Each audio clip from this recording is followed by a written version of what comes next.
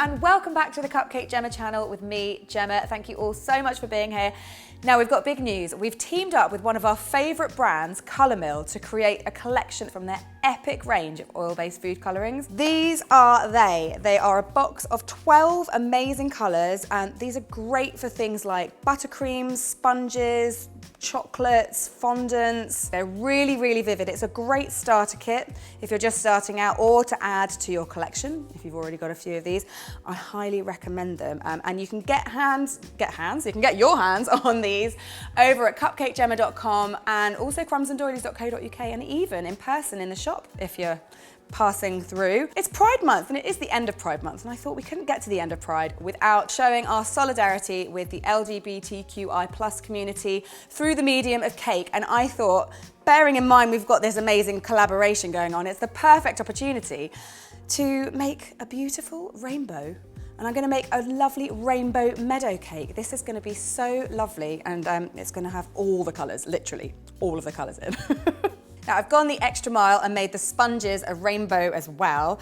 I just used the Crumbs and Doilies book recipe for vanilla cake. I just split it between 6 tins instead of 4 to get more colours in there. And as you can see, the colours are so popping, so it works really, really well in sponges. So to make the sponge, you need to beat together your sugar, your butter and your oil in a mixing bowl with a paddle attachment for a couple of minutes until it's really pale and fluffy. Then add your large free-range eggs 2 at a time and beat for 30 seconds or so after each pair.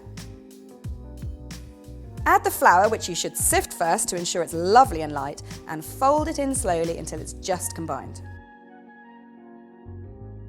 Mix the vanilla and the milk together, and then grab yourself 6 bowls and put 1 tablespoon of milk into each one. Now let's get colourful. I'm using the red, orange, yellow, lime green, sky blue and purple. Pop a little bit, like about 1/8 of a teaspoon of colour into each bowl and stir it really, really well. The colour will intensify a little as it bakes, so if you want a more pastel vibe, just put a bit less in. I've weighed my batter and it's 1,800 grams, so I need to put 300 grams of batter into each bowl, and then carefully fold the coloured milk through. You want to do this super gently so you don't knock all that air out. Once all of your batter is coloured nicely, pop it into 6 greased 8-inch tins and level the tops a bit with a spatula or a palette knife. Then bake the sponges at 170 degrees C for 20 minutes or so until a skewer comes out clean when it's popped into the middle. And you can see how much more vibrant the colours become in the oven. So just remember that, kids. If you don't want it super duper bright, you can always add less. Or if you want it more bright, why not add more? So I've already leveled and trimmed my sponges, and they are looking delightful. And I'm going to build them up and cover this whole cake using Swiss meringue buttercream. I just feel like with this style of decoration, it's much more forgiving because it doesn't sort of dry with a crust like regular buttercream. But if you use whatever buttercream you want, Nikki's going to put the link to 2 videos in the description box, so you'll have the world as your oyster in buttercream terms. Let's build this cake up. So I've got my lovely Swiss meringue buttercream here, and I'm going to start building. Boop. Layer up your sponges on a cake board, starting with the purple layer, and fill each layer with a generous blob of buttercream, spreading it out with a little cranked palette knife.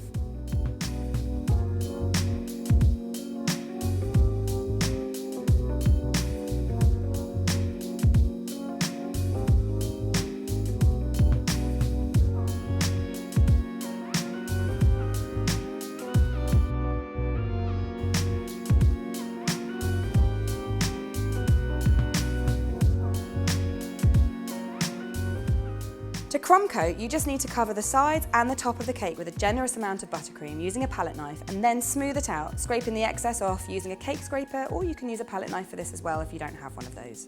Once it's all covered and smooth and the crumbs are imprisoned within the buttercream, chill the cake in the fridge for at least 30 minutes until the icing is set.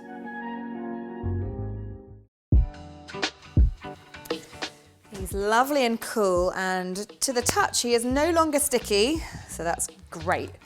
And now it's time to do the base coat. Now with any sort of buttercream scene, if you will, you want to start with your background and then work towards the foreground. So of course I'm going to start with my sky, and it would make sense of course to use sky blue. Now I haven't spoken much about these yet, but they are definitely our favourite colourings to use with buttercream, particularly Swiss meringue buttercream. They are just really vibrant, the colours are really true, A little goes a long way, and I'm obviously using sky blue because it's the sky, guys. So pop a little bit in. You can always build it up if you're not sure. Give it a really good stir. As you can see, the colour it creates is lovely. You can keep it really pale, or you can add a little bit more for a richer version, but remember it does deepen a little bit over time. So put that all over the cake in the same way as the crumb coat, but a bit more generous this time, and then smooth the top and the sides out to create a lovely canvas for your scene.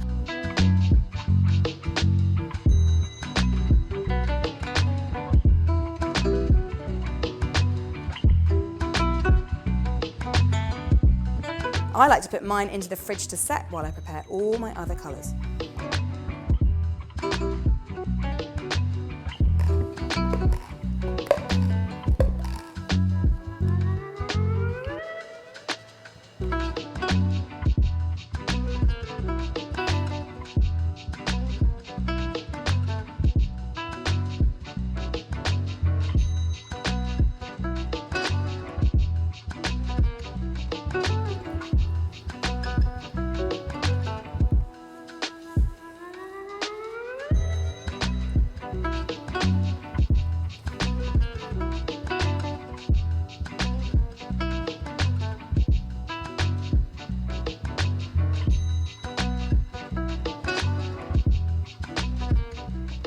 Everything is ready, so let's begin by marking out the hills and the rainbow. I'm just using the tip of a pokey thing for this. I want my rainbow to emerge from behind a cloud and disappear into the hills, so I'm starting with the cloud and going all the way across the top and down the side of the cake.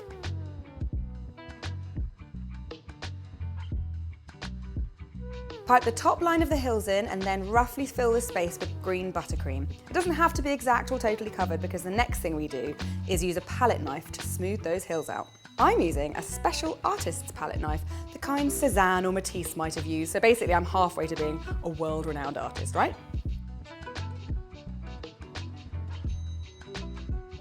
Once your hills are alive, you can move into the clouds. These are so easy and so satisfying. Just blob the basic cloud shapes out in random places and smooth them out in the same way as before, but this time you could even give them a bit of texture. I'm leaving the main cloud until after I've piped the rainbow because I want it to look like the rainbow's coming out of it. Now let's get rainbowing. I've allowed roughly 1 centimetre per colour and I'm doing 7 colours. Pipe the first line as neatly as possible and then the second line next. Roughly fill the space with a little wiggle of buttercream and then use the small palette knife to smooth that out.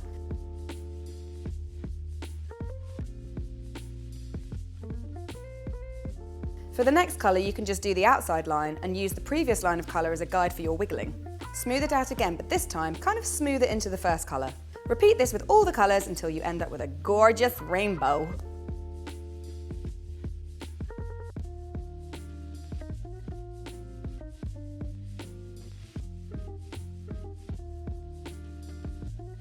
I think this is already looking pretty lush, but it's not very meadowy, so it's time to get my wildflower on. I've used all the colours. I've even used a little bit of black to make the green for the stems a teeny bit darker. Now, how you make your flowers is totally up to you. It's a really lovely, mindful exercise, so just enjoy it. I certainly will.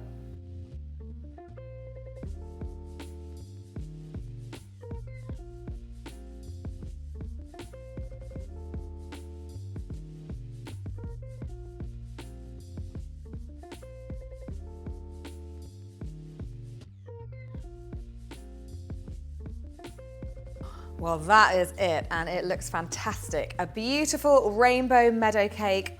Make it for your friends, make it for your family, chosen or otherwise. Make it for Pride this weekend if you're in London. Why not take a slice?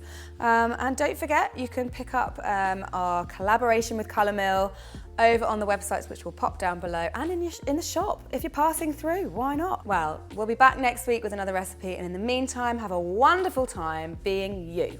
See you later. Cutting time.